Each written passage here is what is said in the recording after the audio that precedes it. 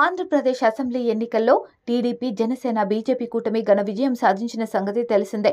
ఇవాళ చంద్రబాబు నాయుడు సారథ్యంలో నూతన ప్రభుత్వం కొలువుతీరిందే. గన్నవరం ఐటీ పార్కు సమీపంలో ఉదయం 11:27 నాలుగోసారి సీఎంగా ప్రమాణ స్వీకారం చేశారు బాబు. ఆయనతో పాటు జనసేన అధినేత పవన్ కళ్యాణ్ ఉప ముఖ్యమంత్రిగా ప్రమాణ స్వీకారం చేశారు. ఇది లక్షలాది మంది మెగా పవన్, జనసేన అభిమానులకు అరుదైన క్షణం.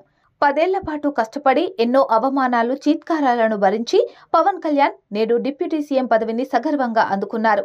ఈ సందర్భంగా పవన్ రాజకీయ ప్రస్థానంపై ఓ లుక్కేద్దాం. కొణిదెల వెంకట్రావు, అంజనాదేవి దంపతులకు 3వ కుమారుడిగా జన్మించారు పవన్. వెంకట్రావు సాధారణ పోలీస్ కానిస్టేబుల్. వృత్తిరీత్యా ఆయన రాష్ట్రంలోని పలు ప్రాంతాలకు బదిలీ అవుతూ ఉండేవారు.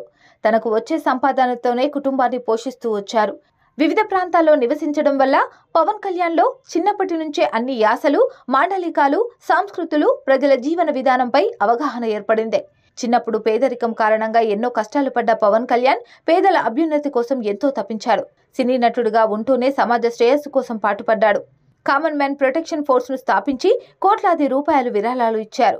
నిజానికి పవన్ కళ్యాణ్కు సమకాలీన పరిస్థితులు, రాజకీయాలపై స్పృహ ఎక్కువ. ఆయనను దగ్గర నుంచి చూసిన వారికే ఈ విషయం తెలుసు. సినిమాలు, షూటింగులే కాదు, రాష్ట్ర, జాతీయ, అంతర్జాతీయ రాజకీయాలు, పరిస్థితులపై పవన్ కు విస్తృతంగా అవగాహన ఉంది.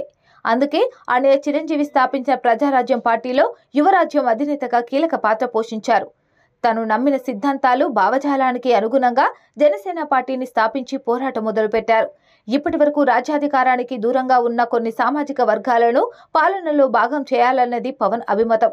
ఎన్నో వేదికలపై ఆయన ఈ విషయాన్ని పలుమార్లు ప్రస్తావించారు. జనసేనను రాజకీయాలకు ప్రయోగశాలగా మార్చి అణగారిన వర్గాల నుంచి ప్రతిభావంతులను, సమర్థులను నాయకులుగా తీర్చిదిద్దారు పవన్. పార్టీ స్థాపించిన కొత్తలో పరిస్థితులను దృష్టిలో పెట్టుకుని తాను బరిలో నిలవకుండా టీడీపీ, బీజేపీ కూటమికి మద్దతు పలికారు. 2019లో కూటమి నుంచి బయటకు వచ్చి ఒంటరిగా బరిలో దిగారు. తనకు వ్యతిరేకంగా ఫలితాలు వచ్చినా తట్టుకుని నిలబడ్డాడు. 2024 ఎన్నికల్లో జగన్ను గద్దె దింపడమే లక్ష్యంగా ముందుకు కదిలాడు. ప్రభుత్వ వ్యతిరేక ఓటును చీలనివ్వనని చెప్పి కూటమి దిశగా అడుగులు వేశారు. చంద్రబాబుకు స్నేహహస్తం చాచి తోడుగా, నీడగా వ్యవహరించారు. అభ్యర్థుల ఎంపికలోనూ ఆచితూచి నిర్ణయాలు తీసుకుని బీజేపీని కూటమిలోకి తీసుకురావడానికి, త్యాగానికి సైతం సిద్ధపడ్డారు. సీట్ల బేరాలు ముగిసిన తర్వాత కూటమి అభ్యర్థుల విజయమే లక్ష్యంగా రాష్ట్ర వ్యాప్తంగా సుడిగాలి పర్యటనలు చేశారు. తన వాడి వేడి ప్రసంగాలతో వైసీపీ ప్రభుత్వ పాలనపై విరుచుకుపడ్డాడు. తన అభిమానులు, కాపు సామాజిక వర్గం ఓట్లను గంపగుత్తగా కూటమికి తరలించడంలో పవన్ సక్సెస్ అయ్యారు. కేవలం జనసేనాని చూసే 90% మంది కాపులు కూటమి అభ్యర్థులకు ఓట్లేశారని అంచనా. కేవలం పవన్ అనే వ్యక్తి లేకుంటే ఈ స్థాయి విజయం కూటమికి లభించేది కాదన్నది అందరూ అంగీకరించే విషయమే. 10 ఏళ్లు పదవి, అధికారం లేకుండా అజ్ఞాతవాసం గడిపిన పవన్ ఇప్పుడు ఉప ముఖ్యమంత్రిగా తన మార్కు పాలన ఎలా ఉంటుందో చూపించనున్నారు.